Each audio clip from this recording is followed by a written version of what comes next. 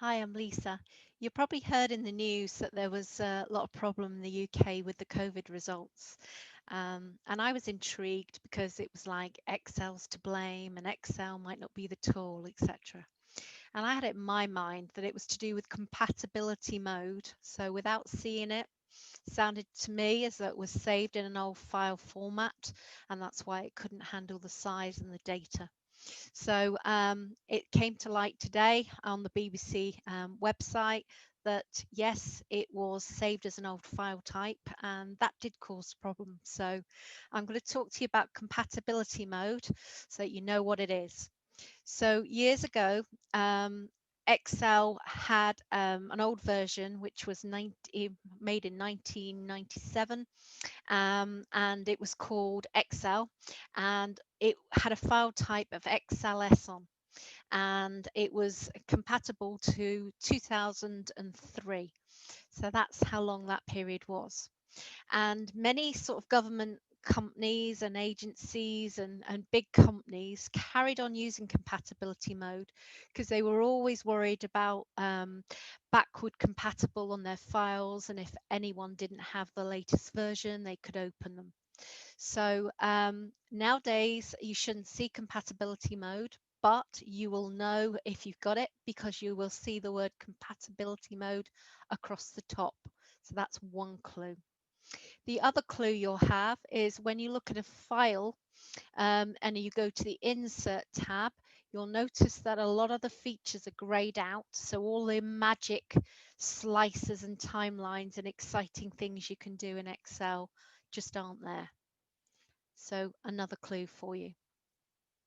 To look at the actual size of the file, let's look at this. I'm currently in A1. I'm going to do my keyboard shortcuts. I'm going to go Control and down arrow. That's going to take me to the bottom of my data, which has got 5,950 rows, and then Control and down arrow again, and that's going to take me to the bottom of my Excel. So you can see there's 65,536 rows in an old type spreadsheet that we used to use. If I actually show you the size of the file, because that's quite important as well. So I'm going to do my Windows key and D, Windows and D. That's going to take me to my desktop. And I'm going to show you the Excel file that I've got. So it's this file here that I'm currently in.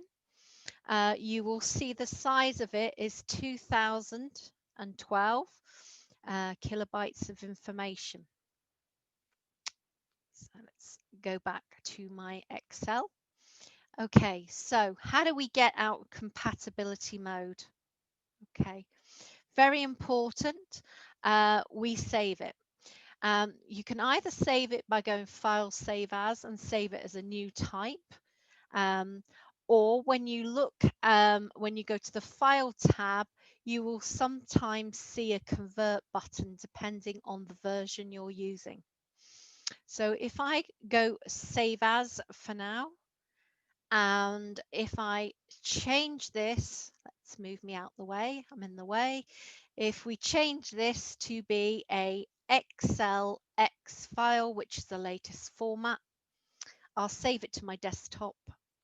Again, it's not good practice, but just for this, we'll do it. And that's saved for you. Okay, so if I close this down a second, I'm going to show you the files in here. Let's have a look. So we've got the original Excel file. You'll see the size of it. And by saving it as the new file format, which has got masses more rows and columns and exciting formats that have come to life, I've compressed it. And if we open up the new version, okay, do the same thing, Control and down arrow, Control and down arrow again. You can see that the size of the file is enormous compared to what it was. Control and home will take you to the top of the spreadsheet. Compatibility mode also is in Word, and if you leave your files in Word in compatibility mode, it's going to lock you out of some fantastic features in Word, especially all the picture techniques and tools and things like that. So get your Word files out of compatibility mode as well. There you go. Hopefully we've saved the data, and we'll all be well soon. Take care. Please keep safe. Thank you.